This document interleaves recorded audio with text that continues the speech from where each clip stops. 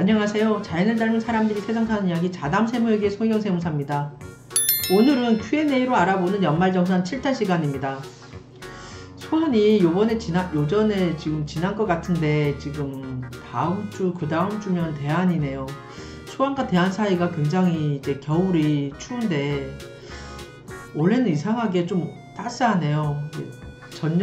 전 겨울과 비교했을 때 우리네 지금 살림살이도 이 겨울 날씨처럼 비록 어제 춥지만 그래도 이렇게 좀 따스한 겨울이 진행됐으면 좋겠습니다.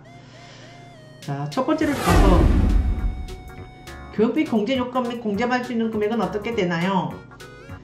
일용 근로자를 제외한 근로소득 있는 거주자가 해당 연도에 지급한 그 교육비는 세액공제를 받을 수 있는데 공제 대상 항목별로 세 가지로 나누어서 그 세액공제를 알아보도록 하겠습니다. 기본공제 대상자인 배우자, 직계비속, 형제자매 및 입양자, 위탁아동인 경우에는 유치원, 보육시설, 취약전, 초중고등학생이 그 지출한 교육비는 1인당 연 300만원을 한도로 한 지급액의 15%를 곱한 금액을, 그리고 대학생 교육비는 1인당 이제 900만원을 한도로 지출한 지급액의 그 15%를 곱한 금액을 세액공제해주고 있습니다. 그리고 근로자 본인과 관련돼서는 대학원, 시간제 과정, 그리고 직업능력개발훈련시설에 지출한 비용, 든든학자금과 일반 상황학자금의 그 원리금 상환액에 대해서는 지급액 전액에 대해서 15%를 곱한 그 금액을 세액공제해주고 있고요. 장애인 특수교육비와 관련돼서는 장애인 재활교육을 위한 특수교육비에 대해서 지급액 전액에 대해서 15%를 곱한 금액을 교육비 세액공제로 해주고 있습니다. 두 번째로, 처남의 대학 등록금을 본인이 부담한 경우에 연말정산식 교육비 공제를 받을 수 있나요? 또한 장학금을 일부 받았는데요. 장학금 부분에 대해서도 공제받을 수 있나요?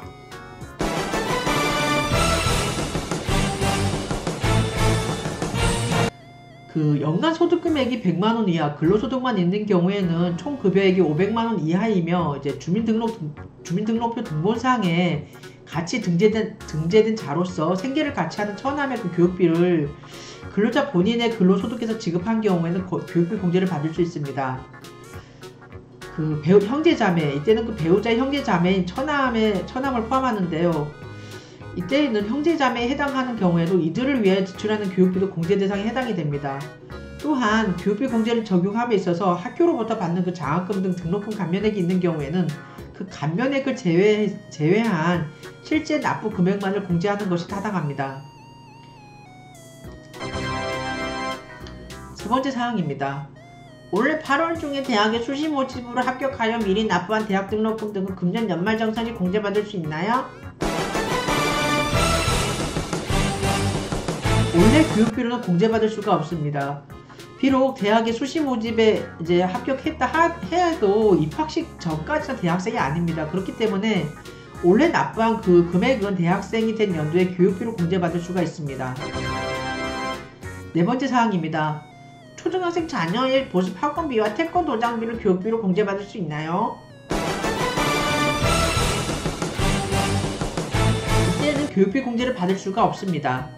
사설 학원에 지출한 교육비는 초중등 교육법이나 고등교육법에 의한 학교 등에 지출한 교육비가 아니기 때문에 교육비 공제 대상이 아닙니다.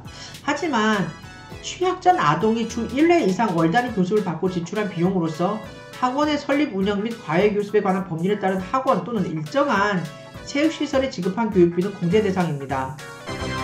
다섯 번째 사항입니다. 취약전인 자녀가 가정을 막론하는 학습지 교육을 받고 있는데 교육비 공제를 받을 수 있나요? 학습지 교육비는 교육비 공제 대상이 아닙니다.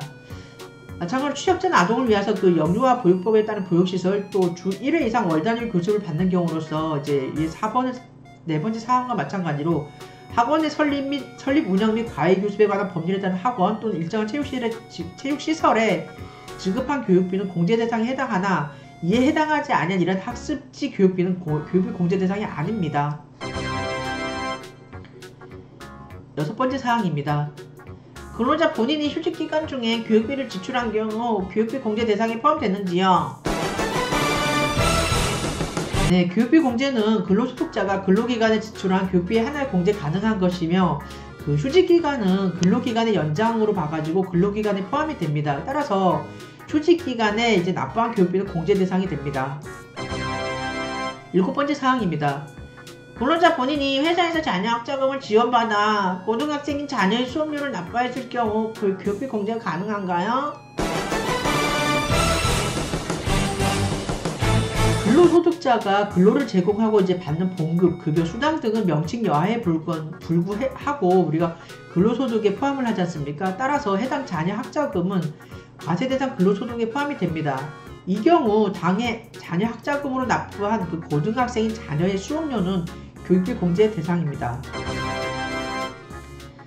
사이버대학에 재학 중인데 사이버대학 학비가 교육비 공제 대상인가요?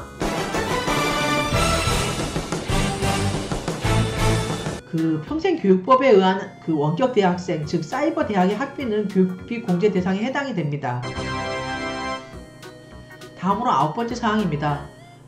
학원 운영 지원비와 방과 후 학교 수업료가 교육비 공제 대상인가요? 주로 이제 그 교육비 공제 대상인지를 많이 묻네요. 공제 대상 교육기관에 납부한 그 육성회비인 학교 운영 지원비라든가 기성회비, 입학금 등은 이제 교육비 공제 대상에 해당이 됩니다. 초중등교육법에 따른 학교에서 실시하는 방과 후 학교 수업료, 즉 이때는 교재 구입비를 포함을 하는데요. 요랑 방과 후 학교 수업료와 초중고등학생의 학교 급식비와 학교 구입 그 교과서대는 교육비 공제가 가능합니다. 10번째입니다. 부모님이 노인대학 수업료가 교육비 공제 대상인가요? 안 됩니다. 이때는 이제 그 직계존속의 교육비는 공제 대상에 포함되지가 않습니다. 다음으로 맞벌이 부부인 경우 자녀에 대한 기본급여는 남편이 받고 교육비 공제는 아내가 받을 수 있나요? 아니요, 받을 수가 없습니다. 맞벌이 부부 자녀의 교육비 의료비는 그 자녀에 대한 기본 공제를 받는 자가 공제받는 게 원칙입니다. 12번째 사항입니다. 결혼을 했으나 남편이 학생이어서 부모님의 도움을 받고 있는데 친정 아버지의 연말정산시 교육비 공제 대상이 되나요? 아, 정말 너무하는군요. 결혼을 했는데 남편 학자금 같은 걸 친정 아버님이 내시면 친정 아버님은 도대체 노후보장을 어떻게 하라고. 자, 보도록 하겠습니다. 직계비속의 배우자는 부양가족 공제 대상이 아니며 부양가족 공제 대상에 해당하지 아니하는 자의 교육비는 당해 근로자의 교육비 공제 대상이 되지 아니합니다. 그래서 이 경우에는 공제 대상이 안 되겠죠.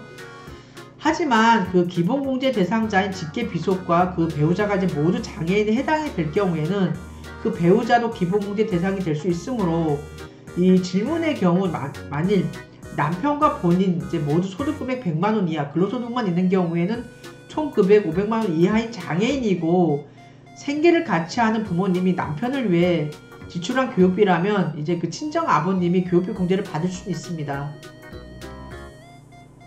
아무리 그래도 그렇죠. 어떡하냐 정말 내가 못 살겠다. 13번째 사항입니다. 전년도 대학원 등록금을 공제받지 못한 경우 올해 연말정산시 이를 추가로 공제받을 수 있나요?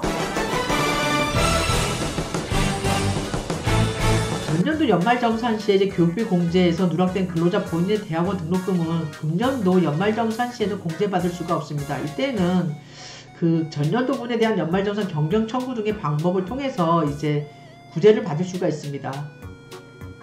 이상해서 오늘은 이제 Q&A로 알아보는 연말정산 7탄 시간이었습니다. 이제 이번 시간에는 주로 교육비 공제와 관련해서 많이 알아봤는데요. 우리가 이제 앞으로 그 인간의 수명이 많이 늘었지 않습니까? 요즘 100세 시대라 그래가지고 이제 100세를 넘기시는 분들도 계시고 그러는데 그 5대 리스크 중에 자녀 리스크가 들어간답니다. 두 번째로 뭐 장수 리스크도 있고 자녀 리스크도 있고 그다음 뭐 쭉 무슨 리스크 있는데 그 자녀 리스크가 우리가 이제 살아가면서 참 큰 위험인가 봐요. 우리 그 노후 대책을 이제 설계해야 되는 그 시점에서는. 그래서 이런 제가 교육비 공제 이번 타이틀로 정해서 이렇게 살펴봤는데 좀 가슴을 많이 짓누르는 그런 좀 무게감을 많이 느낍니다. 애를 안 낳을 수도 없고 참 애를 낳아서는 이제 가르치고 키워야 되는데 참 부모님들이 수고가 많으십니다. 고생하십니다.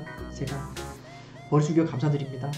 자, 이상해서 오늘은 Q&A로 알아보는 연말정산 7편 시간이었습니다. 다음에 뵙겠습니다. 안녕!